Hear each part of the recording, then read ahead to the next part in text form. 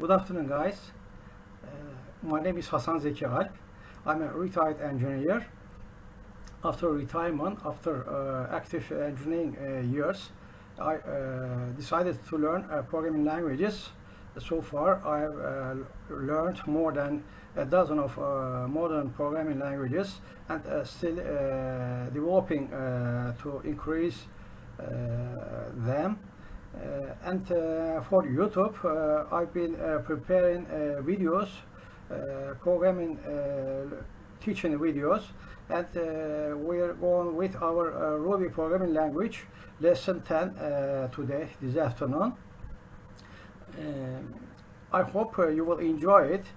I'm describing the syntax, I'm giving examples, I'm describing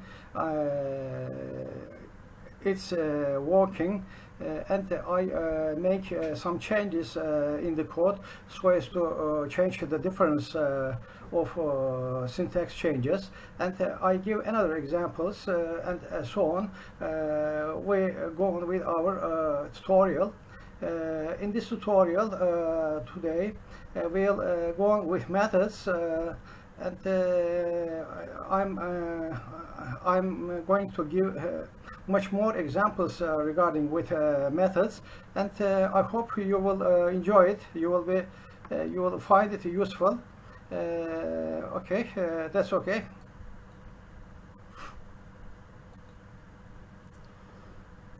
Okay.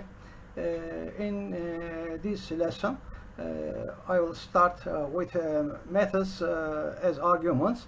I here define an add method as accepting two variables such as a and b, and this is the definition block, and this is the end of this definition block.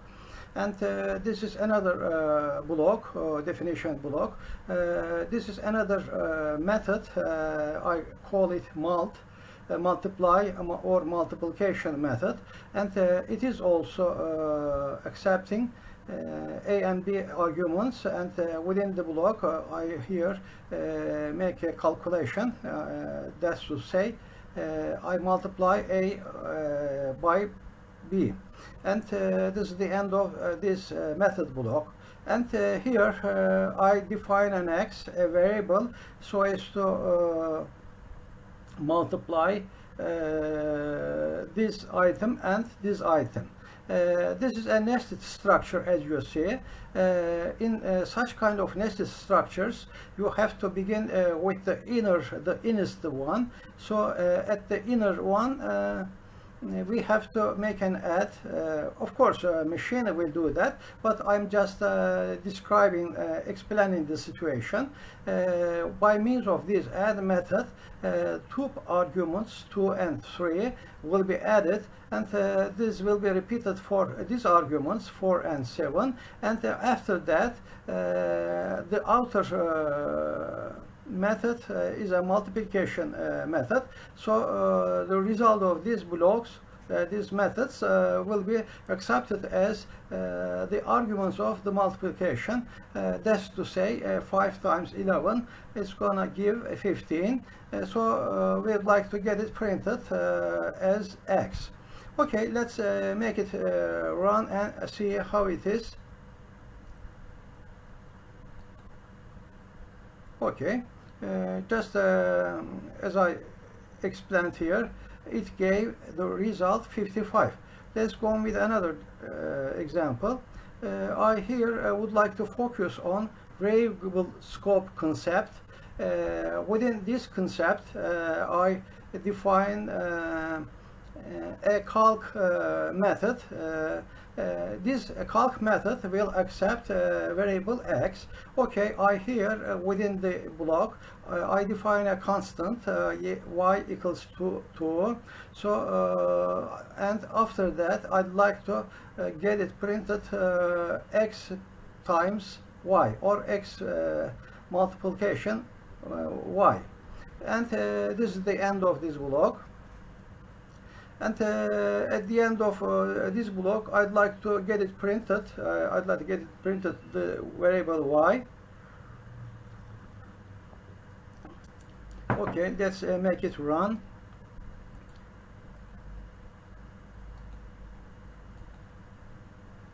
Okay. Aha, it gave an error.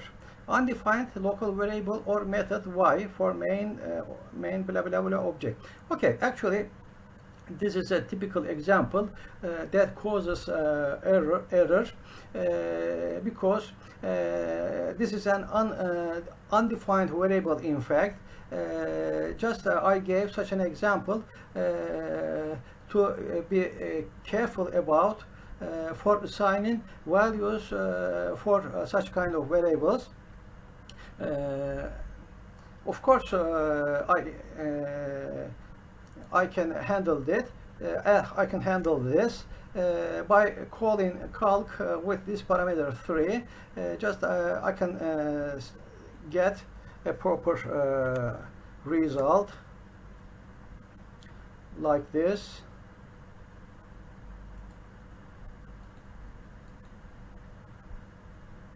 Okay, 6 2 times 3 will give 6, and that's gonna be printed on the screen. Okay, let's go with another demo. I'd like to mention here, I would like to give an example about global scope. Global scope variables can be declared by this dollar sign before them. Before it, dollar sign x is a global. This is global variable, and within the block there is another variable, but this is somehow is local variable. So after this block,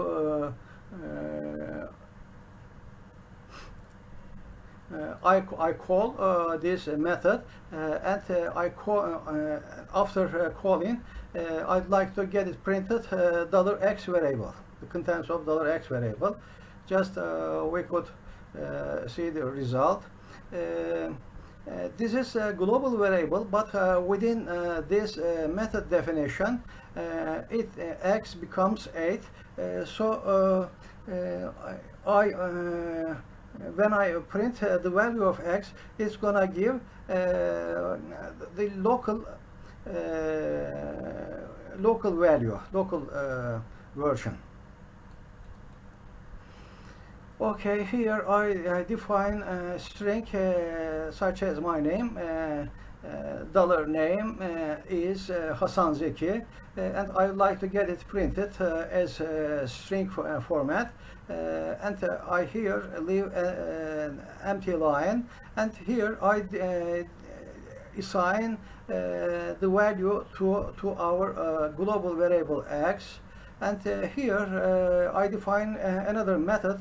Its name is change, and after the end of after closing this block, I call the change method with one argument 8.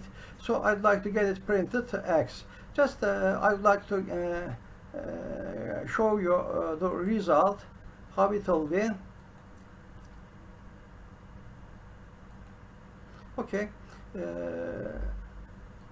this is reminding, I think just I forgot to delete here. Anyway, it's an example for printing a string variable.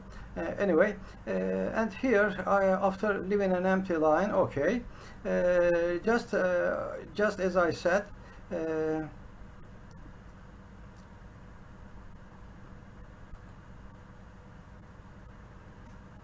I call this method with argument 8. Okay, when I print this one, it's gonna print local one. Okay, as long as it is outside this block, it will be printed by using a local variable.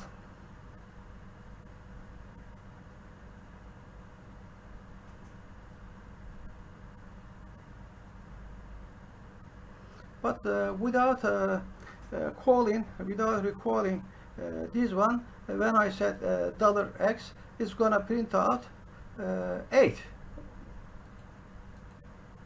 2, sorry. it's going to print this value. Just as you can understand, by recalling change method, I also recall the value that belongs to local variable. So you have to careful about that. As long as you recall change method, your local variable x belong to this value will be like this. Okay, just I'd like to change it not to cause the original situation. Okay, let's go on with our next example. Here I wanted to give you an example about recursion.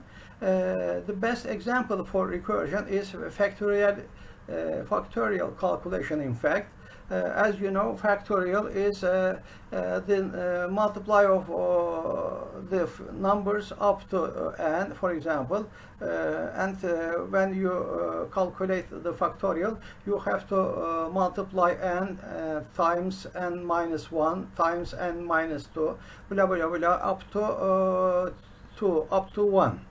And please do not forget the factorial of 1 is 1, and factorial of 0 is 0 or undefined.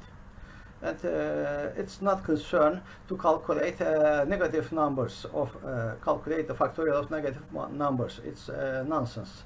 It does not mean anything. Okay, in our fact method, I'd like to make a comparison here by 1, because I have to eliminate the 1 and 0 circumstance, and after that, so as to be sure about that our n number will be 2 or greater than 2. This is the formula for calculating the factorial: n times factorial open parenthesis n minus 1. Okay, this will create a recursion, and this will be performed within the fact method, as you know, as you see. And after that, outside of this block, I call fact method, and I'd like to get it printed with argument fact. As you will expect it, as you will expect, it's gonna give 120. Okay, there we go. Okay, I'm gonna give another example. This time I will give Fibonacci numbers, and here I define a method fib, and it's gonna accept one variable, one argument, num as num. So I would like to compare it with 2, and of course this branch will not work, and at the next branch I apply here the Fibonacci calculating mentality. As you know, Fibonacci numbers are the numbers that is the sum of the previous, the first and the second numbers, minus first and minus second numbers. So this structure will calculate Fibonacci numbers, and I'd like to get at, find out the Fibonacci for argument 4. That means you have to calculate Fibonacci for 3 and Fibonacci for 2, and also Fibonacci for 2 plus Fibonacci for 0. It's gonna give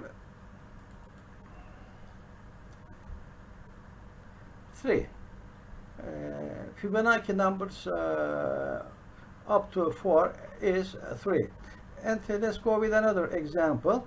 Recursion, I here preferred to give an erroneous usage, improper usage of recursion, in fact, because if you don't be careful about recursion, it's gonna cause a stuck and it makes it use up computer's memory and its computer's processing capability, and that means wasting time, and just you have to wait for a long periods of time. So in order not to cause such a erroneous situation,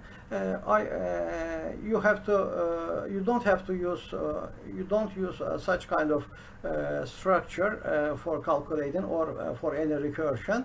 Just here I put this kind of example for that reason. Okay, factorial, I define a fact method, and without making any comparison with 0 or 1, I multiply the number n with the number n minus 1, and this block ends.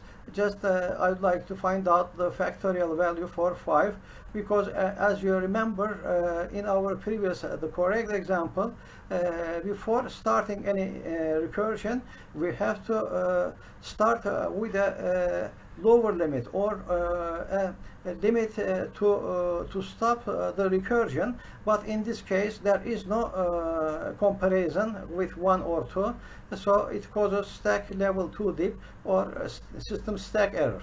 Okay, this is a hint just for your usage. Okay, let's go with our methods by square, finding square, and by means of this structure, that's to say open parenthesis asterisk p close parenthesis. This p can be another one, so p dot h curly brackets, and this vertical bar x vertical bar pulls x times x. It's gonna give the square of the variable x, in fact, and this will be calculated, and this will be this will be displayed on the screen because of this integrated format. Just I recall this method by its name and by giving an argument, a parameter. Let's see. Okay, 5 times 5 gives 25. Okay, just I would like to mention this structure. This is the argument that could be used, and dot each, this is another method, and within the curly brackets will be executed. Just I would like to mention here the similarity with lambda function. Just I have seen a similarity, and I wanted to share this with you. Okay, let's go with another example. Okay, I here define another method, calculation method. It accepts a and b. That sounded as if it is repeated. Maybe I'm wrong, but I found it seemed to me familiar, this example. Anyway, okay, I here recall a calc method with these parameters, and it's gonna give 30 as it is expected, right? And what about the next example? I here define a demo with argument x. Here I increment the value of x by 4.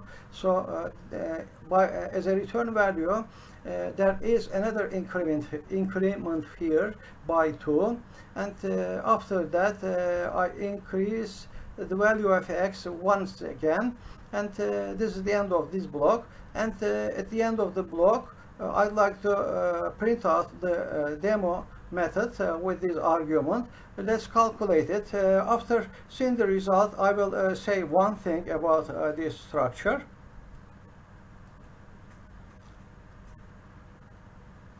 Okay, let's have a quick look. 2 times 4 equals to 6. 6 plus 2 equals to 10, equals to 8, and 8 plus 1 equals to 9. As if it seemed to me it must give a result of 9 instead of 10, instead of 8. How about you? How did you see it? Did you see? Okay, yes, because after the return keyword, nothing is done outside of, even if it is inside the block, because return is the key that this will, the amount, this value will be returned as a return value, even if there are extra comments here. So the rest will be ignored. So so far it is summed as as 8, and it's not gonna be 9. This is another example. Shortly I can summarize it. Within a block, when the interpreter encounters return command, return keyword, it's gonna accept that value. The procedures, the calculations after return value, return keyword, will be ignored even if they are inside the same method. Okay, here I give another example for calculating the average of two parameters, two numbers. AVG stands for that. I here add two of them and divide by 2, and I accept the variable res as a return value. And here I would like to find out the average value of all this, and it's going to give 70. Okay. And what about our last example for today? I here define an X method, and it is going to accept the parameter Y. So I here define a constant res equals to 0, and this is another structure you must be familiar about.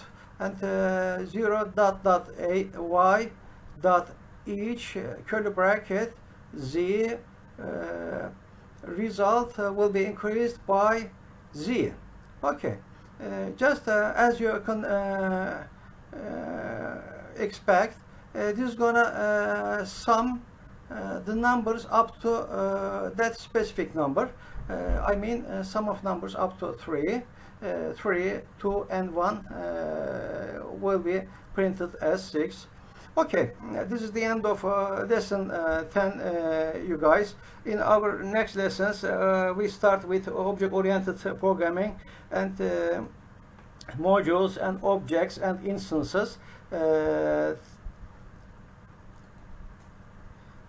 Thanks for your watching me and for your sparing time for my lessons. If you like this series, please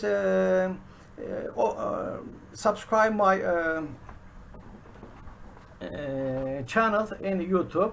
As you know, www.youtube.com/user/Hasan Zeki Alp.